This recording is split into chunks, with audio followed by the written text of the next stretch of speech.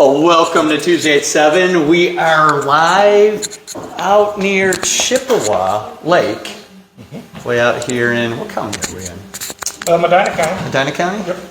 And this is the largest audience we've ever had. And this all came together, right? I mean, it came together in the last 2 days. 2 days? Yeah, pretty much. Yeah, pan around, Beth. Show everybody, who's here as we're looking. But there is something to be said about community and eating in community, and I think that's what we're going to be talking about tonight, right? Absolutely.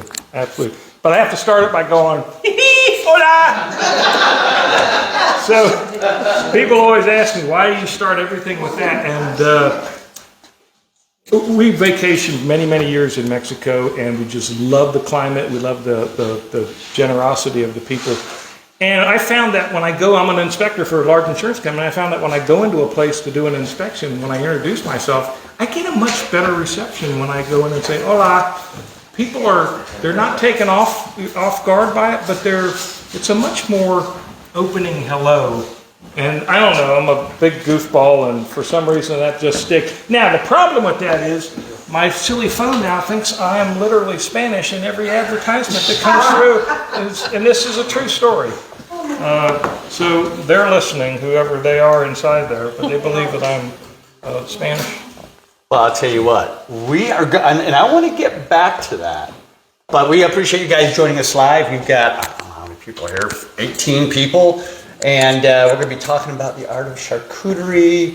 There's, I believe, probably a science to it that you might be able to share with us. Absolutely. We encourage you folks who are watching to share. In the very bottom left-hand side of the screen, there's a share button. When you hit that share button, it will guide you to what to do next. You could share it to your group. You could share it to your friends list. You could share it to a specific individual or individuals. But when you share, we know it, and we certainly appreciate your shares. But if you were with us last week, we were down at Negative Space, which is a gallery down there on the east side of Cleveland. It's a great space. But we interviewed Maria, and her art name or her moniker is Magically Morbid. And she creates artwork from stuff that she finds out in fields but anyways, everybody who shared that interview last week, your name is in this hat. And so whoever's name is drawn is going to get an original piece of artwork from Maria. And I think she either has it and she may create it on behalf of the individual who wins or what. And whose names are in the hat when I say that? Are these past guests of your show? No, so anybody who shared the interview last week. Okay. And so last week I think we had 1,300 people who watched. And the reason why so many people watched is because the shares spread the interviews out. And so anybody who shared last week's interview, their name is in this hat. So very cool. Go ahead and someone's going to get an original piece of artwork here. And the winner, Rich Yarber. Rich Yarber, congratulations. Luann, you know Rich, right? How about that? So Rich is a host. He's actually in the Late Night Hall of Fame. Yep. Really? And so he actually is a late night TV host, kind of like the Goulardi and the Ghoul and stuff. And so they're with the Midnight Movie. But Rich, he always shares. And so thank you for sharing. And we'll go ahead and get your name and get that artwork over to you. And we also have a gift for your next event. Do I show you that now? Or do you have it? Okay, so if you share this interview, we know it, and then next week your name is going to be in this hat, and the drawing for... So this is a truffle salami that came from a pig called Royal Asshole. And the reason his name's Royal Asshole is because he was such a bad animal that even when they took him to the processor down in Georgia, he got loose in the parking lot, and they had to literally take him down in the parking lot. But he comes from a very special breed of pig. It's a Royal Yabali is the parent name. It is a cross between a wild domesticated boar and a mulefoot pig, which are very rare and absolutely amazing. So we turned it into a salami, one of our signature products out here, and this is a truffle version of that. Wow. Yep. And it's shelf stable, but generally keep in the fridge because it's easier to cut when it's in the refrigerator. So if you share, you'll get an opportunity to eat a little piece of royal asshole. It is. I will say this: it's delicious. It's delicious. We make up a big spread, and I can take you over there and show you all the different items that we put out today. But Parlour Farms is what we call an artisan small farm that has a mission to bring back meat curing at home, and we do it using heritage breed animals. Combined with modern food safety. You know, our parents, our grandparents, and the great-grandparents, all the people have been doing this for hundreds of years prior to this, but they may not have used necessarily food safety techniques that we use today.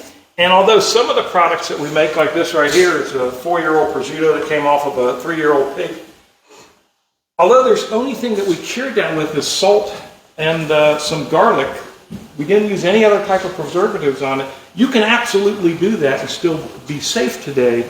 But when we're doing stuff like this, which is a ground product with some bigger pieces of fat and stuff in it, we definitely use some curing agents that we know will keep us safe so that we're not hurting anybody or worse, kill somebody. Which, I'm sure a lot of our ancestors died not knowing how or why they died. So safety is an incredible. Food safety is the most important aspect of doing any of this type of stuff. So a comparison would be if you're fermenting different things, you can afford to have certain bacteria out there because there's a bacteria that's going to take over everything and kill any other bacteria. Meat's not necessarily like that. That's why the USDA has such strict guidelines on who can make meat, how they can make meat. We do it here legally, but we do it under USDA. I won't call it under USDA radar. We do it in a way that exercises food safety, but we do it as a private. You can't come and buy our meat yet. The farm has a 5-year plan. We're 3 years into it.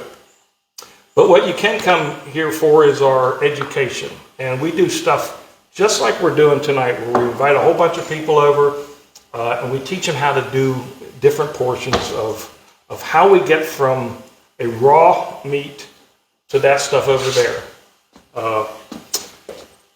And people, many of these folks here have had my charcuterie before, and they'll say, it's the best thing I've ever had in my life. Let's start here. And we encourage the folks that are joining us here tonight, as well as folks out there who are watching live, to shoot out questions. We'll go ahead and do those. And I'd imagine that, Beth has been doing this for quite some time, so she knows when, there's a nice pause to get to those questions. Yep. But we want to answer those questions. Then if you're watching the recorded version, you can put those questions there as well. And I would imagine there might be a couple videos that we can link here as well. Absolutely. But you had mentioned Parlour Farms. Yep. Tell us a little bit about that. So 3 years ago, my wife and I decided we need to find a beautiful, and I got to give a big shout out to Jamie, my wife. Everything that I do, everything that we do here, we do it because she has the energy to put up with me. And I literally appreciate, I can't do it without her. Literally every event we do, she is the muscle behind everything. And then she doesn't like to get any attention for it, so she always stays back behind the scenes. But we wanted a retirement home, but we also wanted to, in our retirement, come up with a way to make our hobby, which was this, eventually be able to make money off of it. And, both Jamie and I have great careers. We've had great careers our entire professional life. And I always say, we don't need to make money off of it. Let's just do it as a hobby and share all of our goodies with our friends. And she says, no, Tony, we have to make money off of it. So I said, all right, let's find a place that we can do this. For years, Jamie and I went around the country and we went to what we call boucheries. And these are a gathering of people in the community that take down an animal, in some cases several animals, and they cure it, they cook it, they do all types of things. And this is what they used to do in the old days in the neighborhood. Like, I grow pigs. And a friend of mine, I just bought half a cow from her, Farnsworth, up the street. And she buys my pigs. I buy her cows, and that's what they used to do in the old days. What we make here is an entirely different animal than what you're buying at the grocery store. But Jamie and I knew we wanted to live on Chippewa Lake. Chippewa Lake, by the way, is as far as I know, the only inland glacial lake in the state of Ohio. I don't think that's true. I think there's other inland glacial lakes. Maybe it's the largest inland glacial lake, but it's been here a long time. And we've always wanted to live on this lake. On the east side of the lake is all resort area. You got Chippewa Lake, the community, you've got Glory Glens, the old amusement park was here, and it's just such a beautiful setting. And we lucked out one day. We went to look at a church on the other side of the lake as a place to possibly build our retirement, but the church had been cut up into apartments. We didn't like that idea, so we're upset. Driving home, we come back this S curve, and the little old lady had a sign out front that said "Fully Furnished Farm." Now, fully furnished farm means they didn't want to take anything with them. They literally, I'm going to guess, at least 5 generations of families have lived here, and every single one of them did the same thing. They just left everything that they had. But we fell in love with it. There was an old century home over here that we lived in for 3 years until the home literally kicked us out. When I say that there were spirits in the home. We had the home spiritually cleansed before we took it down. That didn't even work because whatever was in the home continued to fall in. Our goal was to restore the home, make it a beautiful Airbnb or some type of bed and breakfast, but it was just not in the cards because the house said no. The house was full of lead, asbestos, rodents. Every single thing that you can think of was in that house. And snakes. Snakes would literally come from my house and go over to Deb's house, and then they'd come back. And whoever was feeding them the most. But the house kicked us out, and we're all about community. So we were able to get the local fire departments to come out. I think we had 8 different fire departments to come out and train on the house. We don't burn houses anymore. You can take it to your backyard and burn it, but you can't burn it in place. The EPA says, no, and they'll rent an excavator to literally anybody.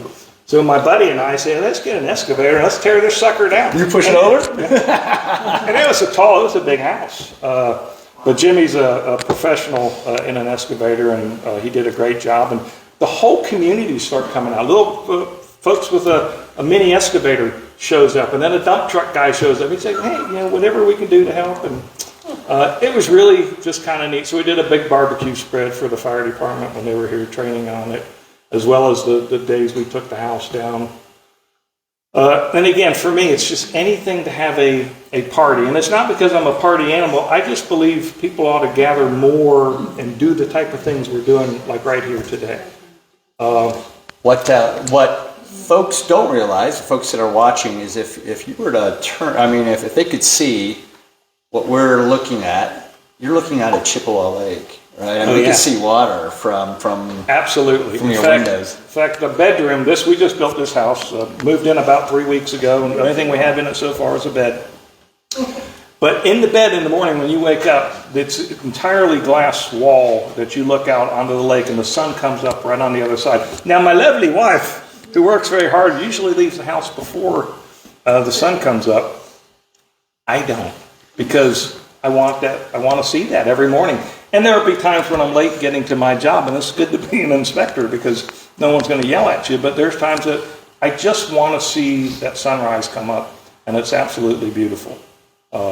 So it's a great location. But the name Parlour Farms come from, originally the house was a funeral parlor, and very common in the old days for one of the biggest houses in the neighborhood to have a parlor in the front of it. We got the big parlor doors, one entrance door on one side, one entrance door on the other side. They kept bring the body in head first. It goes out head first. A big, and then the parlor doors keep it separate from the rest, because I would imagine it's got to smell after, there's some odors and stuff.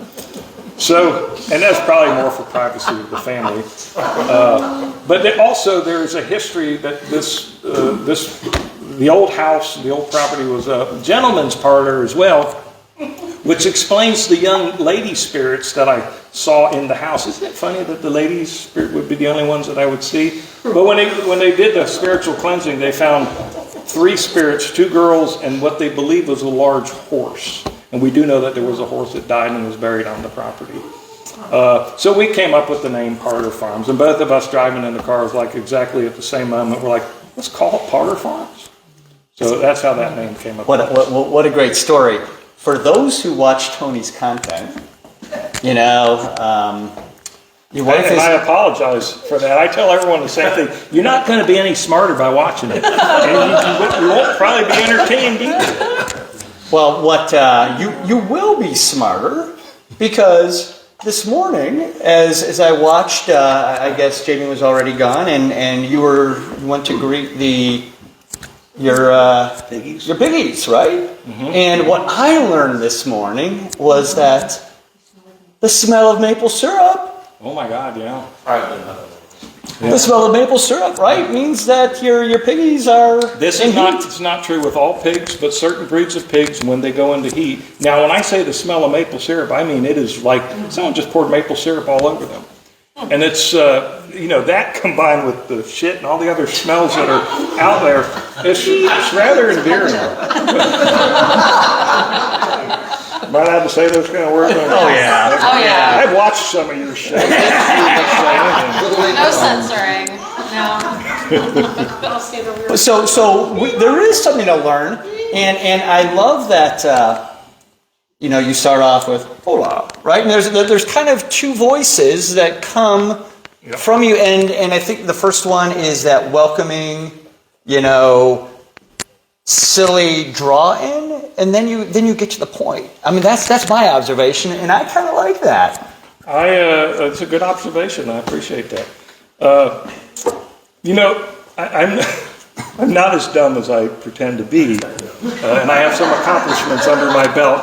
But I do like to keep it very, very simple and keep it entertaining and keep it fun. It's when we host anything, we want to do it in such a way that people want to come back. People come out. Now, you'll also learn, because I'm very technical with how I do stuff. I'm very strict. I keep a Bible. I work for this company, Chubb Insurance, a big company. We're members of the American Culinary Federation, and we are very strong members of the Cleveland Akron chapter. We do a number of events for them and with them. And they're all based on sound recipes, but everything that we do inside here, every recipe that we create, we literally create them ourselves, and then we document everything we do. And this is what I like to call my Bible. Everything's weighed out, and we just try all sorts of. This came about literally by an accident, and then someone tasted it, and they're like, "Well, that's one of the best things I've ever tasted in my life." And that's what I'll tell anyone that comes to our event. You'll put something in your mouth that night where you'll say, "Best thing I've ever tasted in my life." Now, it's not true, but the odds are they're going to eat something there that is really, really neat. And I'm all about eating less meat, and that sounds ridiculous, but it's the truth. And we formed, everything that we do is based on literally eating less meat. And let me give you an example. If you were to cook the pigs that, a pork chop from the pigs that we make, it's amazing. All right, and we cook them rare. We don't even go medium rare, we go rare. And the only reason that we even have to cook it is because humans are fallible, and we could get some type of bacteria on it. So we want to cook the outside of it just enough to get it going. You can eat that pork chop in about, for me, 7 minutes, but if you're, with people and you're having fun, maybe 15 minutes, right, to eat a pork chop. You can take that same pork chop, cure it, age it, dry it, do all the things that we do, and you can pull it out every couple of years, shave a few pieces off, get the exact same flavor that you had the first time you ate that pork chop. And I had one. Not a pork chop, but here's something that, so this one right here, this is prime rib. And that's just a big old prime rib steak that I cut. All right. And I have just given a number 65. I go into my book here and I can tell you exactly what I put on number 65. Boom, boom, boom. And prime rib, and at the time I did 6 different samples of it. It's got salt, it's got caraway, there's fennel. This particular one was the peppery blend, all right? And this was done in January of 20, all right? Now, I'm going to pass this around and everybody can take a piece of this, but taste that. Tell me what you think of that. So 20. That is, it's cured for probably 30 days, and I have all the dates in here. And cure means you put certain ingredients in it, namely salt and then some spices. And you let it, in the absence of air, you vacuum seal it. And it will cure over a period of time. We do what's called EQ curing, which is we put in the exact amount of salt, we vacuum seal the bag so that we're not, the old way of preserving stuff was you put it in a bed of salt and you cover it with salt and you try to guess how many days before you pull it out. But something that can't be reliable. Sometimes it's too salty, sometimes it's undersalted. So they come up with a method called EQ, which is an equalization. You put in the exact amount of salt and you can leave it in there as long as you want. Let me show you what that means.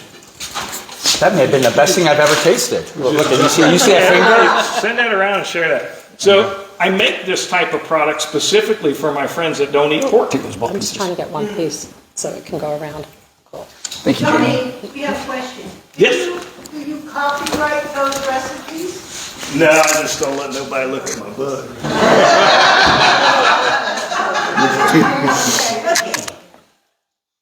So here's an example right here of something that's in cure.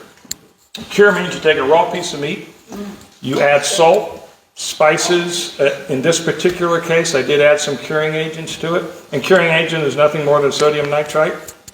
I use a blend of nitrate and nitrite because they do certain things at certain times.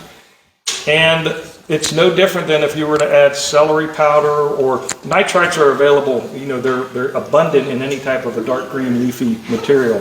And it has the ability to encapsulate and prevent the botulism. I talk and I know what I'm talking about, but I don't know how to say it. All right? But if you don't put those stuff in there, you risk getting some people sick, or worst case, death. This is in cure. Oh, this is just a big raw hunk of piece of meat. It's been in cure since January of 2023. So 14 months. Now, I could have taken it out after 30 days and started the drying and the aging process. Wow. I chose EQ cure because I can leave it in there as long as I want. It'll never get too salty. It'll never go bad like that. And to give you an example, just for comparison, because we're going to talk about him in a little bit. This comes from our last pig, Amos, who was a big boy. He's 700 pounds. He might have been 770. Either 670 or 770. He's a big boy. He's bigger than Billy that were sitting out there. This is the copa. The copa muscle is it's a muscle that's on either side of the neck. As the pig's out getting food, mostly what they do is root, right? They put their snout in the ground and they're rooting, rooting, rooting. This muscle is getting all the exercise, and the pigs are amazingly strong. They will lift. They'll move a 55-gallon drum that's full of water off the ground with their necks. But as a result of that, what feeds the muscle is fat. All right, that's how muscle gets energy. So that particular part of their neck, the copa region, is loaded with fat. This is the copa off of a standard-sized pig, a 250-pound, which is what a market pig is when it goes to market, generally, that grow out in 6 months. Amos was 2 years old. He was given unlimited feed the entire time, and this is his copa. Look at that bad boy. It's a monster, isn't it? And exactly the same muscle. Look at Beth's face. From 2 different animals. So this one I will take out, and again, we had to put some things on hold because we're building. That building over there is literally devoted to meat. It's loaded with refrigeration units, and there's everything in there from raw meat that's frozen that I have to take out and do some curing with, as well as stuff that's in cures, as well as stuff that's in the drying and aging. Beth, you want to bring that camera around here? I mean, bring it up here. It's a traveling pod. So my wife got me this stand. This is a authentic Spanish jamon stand. Italy has the prosciuttos, right? That's the Italian, and there's a variety of different pigs that Italy uses. Spain has the jamons, and there's a variety of different. You've heard of Serrano hams. You've heard of Iberico, which is truly the candy of all. And I have people say, why do you buy other people's prosciuttos? Because this is primarily what we make. I buy other people's prosciuttos, one, to compare, but two, because they're delicious. An Iberico prosciutto is absolutely the most tasty thing I think I've ever eaten in my entire life. This is an Ohio pig. It was raised down at Hand Farm in their backwoods. It was literally a woods pig. I don't think it got a lot of extra feed. It was a large black pig, and that's a breed of pig. And I went to them, and as we do a number of farmers over the years until we started raising our own, I said, hey, I want a sow that has had 2 or 3 litters, that is 3 years old at least, because all the flavors in the fat, and that's where all the hormones hang out, right? And that's true with people as well.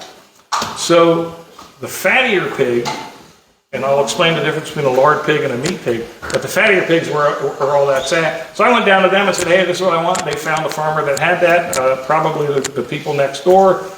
And this was, I think, 2 years old, and it was a male, so we didn't get exactly what we wanted, but still, it's an excellent pig. Now, I will put this up, and I've done this. Orlando Bakery here in Cleveland brought me out to do a comparison between the Iberico, the Italian prosciutto, and we're trying to come up with a name for it. Like, Italy's got prosciutto, Spain's got jamones. What do we call this? We can't call it an Ohio ham, because people think of ham and you think of, Yeah, something totally different, right? Right. So we got to come up with a name for it. I don't know what that name Well, is. I'll tell you what, Tuesday at 7, if you guys are watching, throw your names. Yeah. I mean, maybe we'll find something. Let's work. And if you put a parlor on it somewhere, that's okay. But this is truly extraordinary. And the only thing that we put on this one was salt and I believe some garlic. And I only use fresh garlic in it. But here's what I can tell you. Why this tastes so different than anything else that you buy in the grocery store is because of what the animal eats. Anytime we take down one of our pigs, one of the first things that we do is slice a little bit of the fresh fat, right? As soon as the animal goes down, we eviscerate, and we teach all that here. We teach how to raise your animals, how to pick your animals, what breeds, how to take the animal down humanely, and we'll talk a little bit about that. But one of the first things we do is take a little slice of that white fat off and taste it, because you can literally taste what that animal's been eating by the way that fat tastes. There's different little cues inside there. This guy got a lot of acorns. We scourge all of our neighbors and all of our friends, and we're like ruthless about it. Like, give us your acorns. You know we're not coming to pick them up. Pick them up for us, please. Bag them and deliver them. But our pigs get a ration of grain from our local Spencer Mill, which is a non-GMO, blah, blah, blah. But primarily what they eat is vegetables. I told you outside they eat wood because they're eating half of our barn. I'll take a thing of wood chips to throw in for a little odor control, a little carbon sequestration, and they eat it. They just eat the wood chips, and we haven't figured out why. They're getting good fiber, though. But comparing what we make here to what you can buy in the grocery store, and it's not the grocery store or the large producer's fault, it's a different breed of pig. They would never be able to raise these pigs and make money off them. Most small pig farmers today can't make a living off it. It's a wash. And there's a reason for it, because pig it's a commodity meat, and there's so many big producers out there, but there's definitely a market for value added, and that's what we call this. When we do sell our meat, and if someone comes to me and says, I want to buy your meat, we can absolutely do that. But you had to buy it before I take it down so that you own it, and then I teach you how to take it down, and that's all part of the class. And there's it's not trying to keep the USDA out of your business. It's showing people what you used to do with your animals and your neighborhood and your neighbors, And there's no reason, I know the majority of people are not going to go out and buy a farm and start raising, but people ought to know where their food comes from. And that's really what we're kind of all about here. And we like doing it in a fun way. There's so many different, we decided to raise ducks like 1 year. And they're noisy. I don't know if you ever raised ducks, but we're going to raise them. They're dirty, they're noisy. And, Jamie, I pretty much take care of the pigs. Jamie takes care of all the rest of the animals on the property. And she did the ducks, she did the raising of the chicken eggs, and we incubate our own eggs. We had a rooster here that kind of become famous. His name was Eddie. And we would do what we call porch time with Eddie, where I sit on the porch with him at nighttime, if I could get him, if I could grab him. And we talk about life and women and all the things men talk about when we're together. And we went out and got Eddie. Eddie just showed up one day, by the way. We didn't buy Eddie. Friends are helping us clean out the barn. They're like, we like your chickens. And I don't have any chickens. And there's Eddie and his little brother, and these were two tiny little baby birds running around. About 2 weeks later, we heard a big ruckus in the woods. We figured, all right, a raccoon or something got the birds. But a day later, Eddie comes strumming back in alone. I know what happened now. He pecked that bird's eyes out and ate his liver, because that's what Eddie was. He was a horrible bird. But he was my friend. And so Deb Sherrill, my neighbor, called me one day and said, hey, your bird won't let me walk down the street. Literally. Yeah. And our birds are all free range, and we're on the park system, so they go anywhere they want to. So Deb teaches me how to she actually gets me a dog shock collar, a little small one for a small dog. And I was never happier in my whole life. All right? Because this Eddie wouldn't let you get anything done on the farm. I had a neighbor or a friend that came to visit that threatened to sue me because while he was taking a leak over by the trailer, Eddie went over to get him, and he didn't know what to do and turned around and got embarrassed. Jamie takes care of all of that extra stuff and I don't even like the birds. I'll be honest with you. They taste good. All right, we raised meat chickens one year, and they taste delicious. I got a freezer full of chicken over there, but they poop on everything.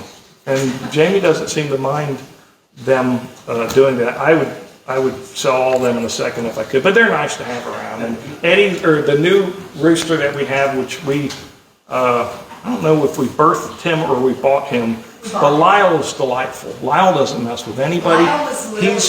Lyle, oh, that's right, Lyle was a Lily. We bought two of the same breeds, and Lyle was a Lily, and that's how things are in the world. They just switch genders, and now there's Lyle. And now there's Lyle. How many chickens would you guess are out there, Jamie? There are exactly 33. Exactly 33. That's a few. We've had over 100. So We go from generally 50 to 100, depending on meat birds, that includes meat birds. Including the meat birds. But Jamie gathers eggs every day, and our neighbors love it because she takes the egg cart out by the street, and the same people stop by almost every day to buy their eggs from us. And it's so cool. And even that, you can't make any money on selling chicken eggs.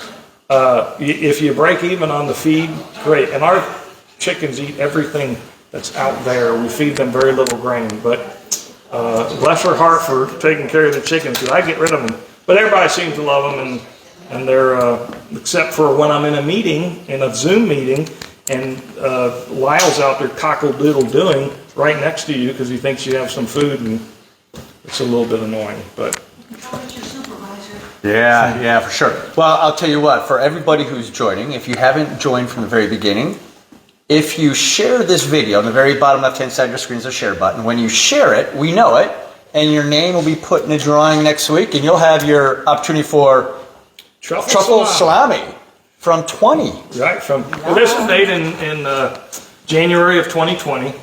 This stuff will keep literally forever. Some of the stuff you're eating over there right now is over 6 years old, and it tastes as good today as the day that you made it. How you store it, how you develop it, and then how you store it, very critical. But this one came from a pig we called Royal Asshole because he was Not necessarily a well-behaved pig, but he's very tasty. Tasty pig. Do you want to take us over to the charcuterie board Yeah. and share with us a little bit about? Let's go see that. I think they may have ravished it pretty heavily at this point. But And for those who tasted the duck. taste of the duck, I'm going to grab this other. So Roger does the share? Nope, you can. Are you able to share right now? No. If you I've sent it to a number of try to people. click in, and you should see that share button right there. See that button, the arrow? Wait, hang on one second. Yeah, yeah, We don't have the microphone. Sorry. All right. I'm sorry. This back here is a prosciutto that was an experiment. Most of my prosciuttos are about 6 years old, 5 to 6 years old before we like to start serving them. This is a 1-year-old from a local farmer. In fact, John Husted, our lieutenant governor, yesterday came to our Medina County Career Center, and I was there when he showed up. And I thought to myself, I fed you my meat before, because one of our mutual friends hosts one of his parties every year, or one of his campaign gatherings. And they asked me to provide a big charcuterie board. And I'm thinking, that's not the way you want to introduce yourself to them, because you just think it's kind of weird. And then we've got, these are all copas from different, each one's different. Like, I think that's what the one I call funky, because it's got a really funky flavor. And the funky flavor comes from a pink peppercorn. And it's not your typical Madagascar pink peppercorn. It's a very special one, but it gives it this little weird funky flavor. And that's one of the tricks that I use with this very young prosciutto, which is only 1 year old over here, is you can add certain ingredients that make it taste really old. But my single favorite of any charcuterie item is the duck. And that's this one right here. The richness of the meat, the creaminess of the fat, to me is just incredible. And again, Jamie's 100% responsible for putting all of our boards together. Last year at the President's Dinner for the American Culinary Federation, they asked us to do the display. It's a big event, about 150 people, chefs from all over Northeast Ohio and their spouses come to it. And we had just a wall of different charcuterie that we had built and put together. And then our good friends Olszewski's barbecue out in Aurora, and I think you guys know them a little bit. Yeah. They provided us with some barbecue. They did a whole hog roast yesterday for Hogs for the Cause, which is a charity event for children with brain cancer. And it's the number of different events right now going around the country just for that charity. And Olszewski's just does a great job. They're always on Channel 8 News and a number of the other news stations. Good friends of ours, and very, very generous in their donation to what they do for the community. So really excited to get to know them well. Oh, this is their sauce, so. Yeah. Old Chefs. Oh, Chef's. But tell us a little bit about the display. The board itself? The board, like putting it out here, and maybe Jamie is the one who displays the. How do you come up with your designs? Yeah. When you put something together like that? So unlike a lot of charcuterie boards, we always go with meats. There's candy charcuterie. There's all kinds of ridiculous charcuterie, but charcuterie is originally a meat-based board. And so we have a lot of meat on our board. If you were to go to anywhere else, you would not have this kind of meat. So I always lay the meat out first, and after I lay the meat out, that's when I lay everything else out. The cheeses will be second, followed by the fruits and the nuts, and then the bread. And the board itself is. so this board is another piece of wood we got from Georgia, from a good friend of ours, Carrie. He does a lot of wood, and this board sat in our garage for years and years and years, and we disagreed about what should be done with it. So I just took it one day and took it to a young man in our community and said, I want you to electrocute it, and I want to fill it in with The resin, the resin, epoxy. epoxy. So anyways, At the time, we didn't realize that our neighbor was a world-class epoxy. well, we lady. were actually living in a different home, and so I gave this to Trevor. I said, hey, can you please make me a board? And he did, and he filled it in with resin, and a good friend of ours, Red Goins, who is from Alabama. He is watching right now, and he's. Oh, is he really? I recognize those handles. Yeah, he did. He made those He for is us. a blacksmith, an amazing blacksmith, and he made these handles. I'm sitting in the car texting Red undercover, and Tony's like, "Who are you texting them?" And I asked him if he could make me a handle, and we went back and forth and stuff like that. So he created these handles. So we have many charcuterie boards, but this is a very special one because, we had so many people help in the making of this charcuterie board. And it's just kind of special because we used it for the very first time at a boucherie down in Georgia that we go to a lot. And so, like I said, we have lots of charcuterie boards, but I think this is my favorite. This is definitely our boards. favorite, and we have people that make us boards all the time, and it's so generous. The community, all of our friends, and so many of them are talented Yes. craftsmen. And this is one of the things I love about charcuterie is it's a craft. It's not just you're not just practicing a hobby. You can.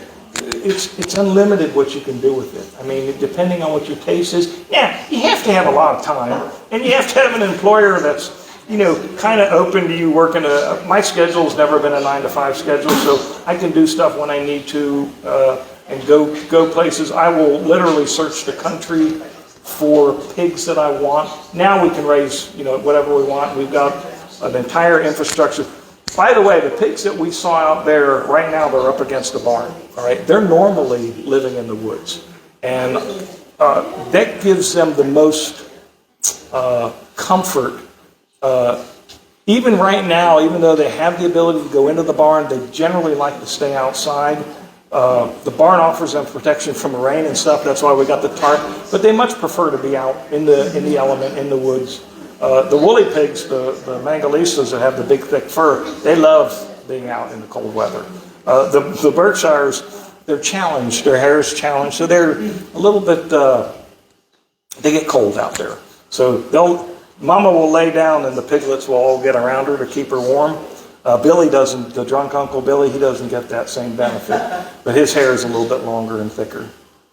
I'll tell you what, it looks like as we're about 45 minutes in, I figure that's kind of like we're coming to third base. Are there any questions out there, Beth? And I know there's probably more comments and questions. If you're watching the recorded session, in other words, once we stop going live and pick up the recorded session, you can ask questions there too. We know that those questions are out there. We can answer them.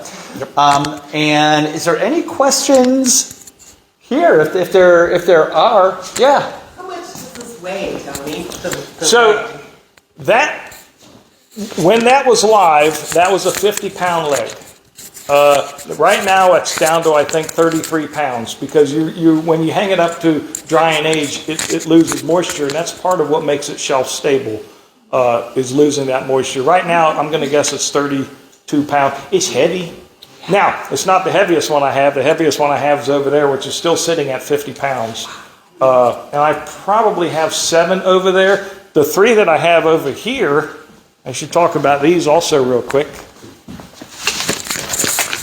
So some people will give me a raw leg and say, hey, can you do something with this? Because we've kind of made a little bit of our name for ourselves when it comes to the world of prosciuttos. The key to it is seeking out the right ingredients to make the product that you want, and then having the available space and the equipment to be able to produce it. But this is from a farmer down in El Paso who she just moved.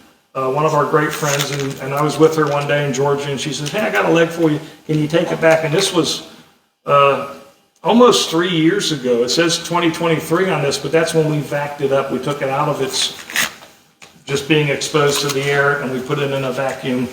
And then a few others. This is my very first one. This is the Mangalista. And it was a small pig to begin with, so the leg is small. But this is when I did the salt box method. That's where you just fill a box with salt, throw this guy in it, put more salt on top of it, come back in a whatever you think it's got enough salt on it, but at least roughly a day per pound. And it is, by every right, very, very salty, but it's still very delicious. And then this one over here, our good friend, before we had this farm, our good friend Joe and Jen down in Lexington, Ohio, they raised a pig for us called Ginger. Now, we named her Ginger not because of my mother-in-law is named Ginger, but because it was a red pig. I believe it was either a red wattle or a Tamworth, and again, we have all that written down. But this also is going to be, we used to go scourge the area for black walnuts, acorns. Anytime anybody had fruits for sale that was, cheaper, we would go grab that, and we'd go down all the time down there and feed their pigs. And they appreciate that because their other pigs got some. And then I've done a lot of work with Joe on taking these down, some cattle down.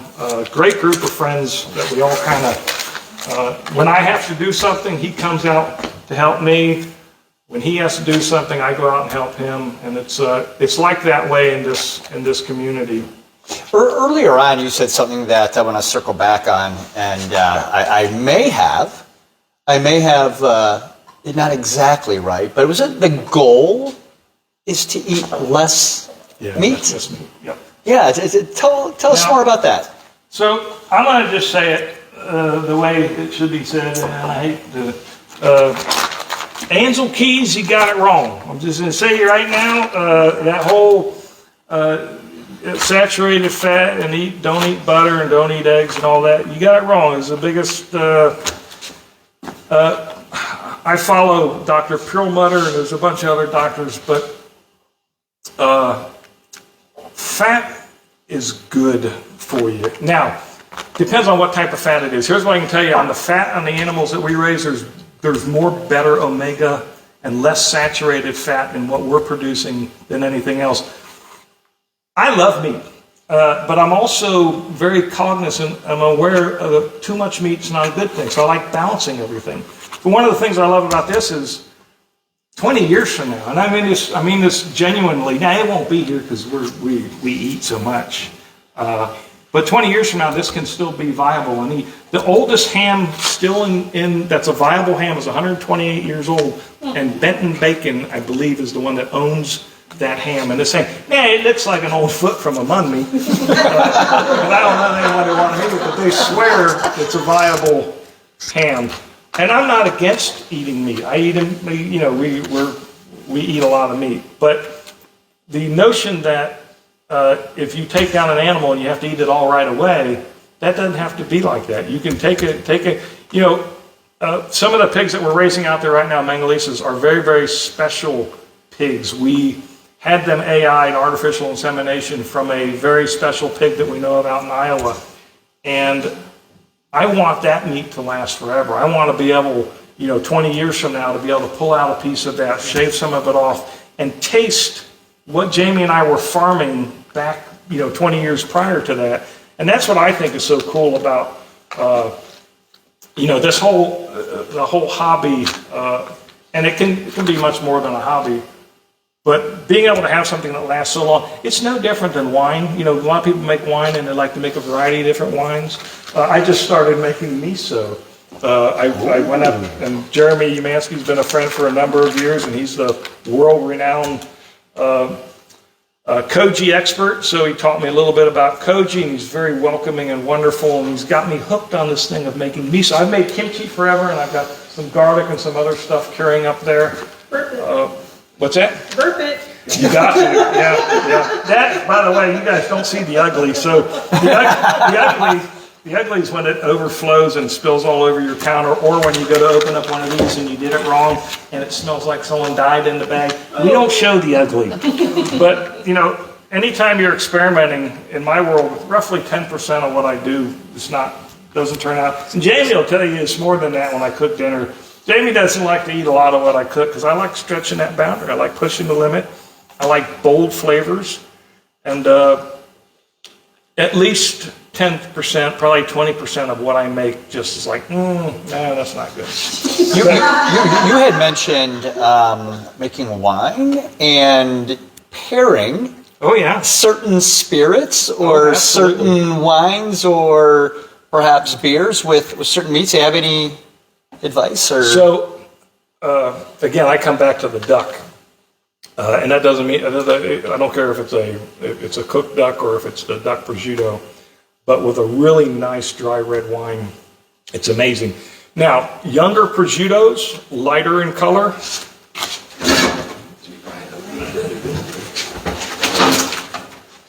So here's a young prosciutto that we cut up tonight. When I say young, although it looks like this, is actually only one part of the muscle. We'll call it the speck because I just like giving different names to things, even though it's not necessarily accurate. It's the truth too. But this is very young, but this would go really well with like a dry or a crisp white wine because the flavors are very, very delicate. Whereas the duck flavors are very strong, so it needs to be paired with a much stronger. But here's one thing that I've come to know over the years. Now, I like alcohol. Probably too much.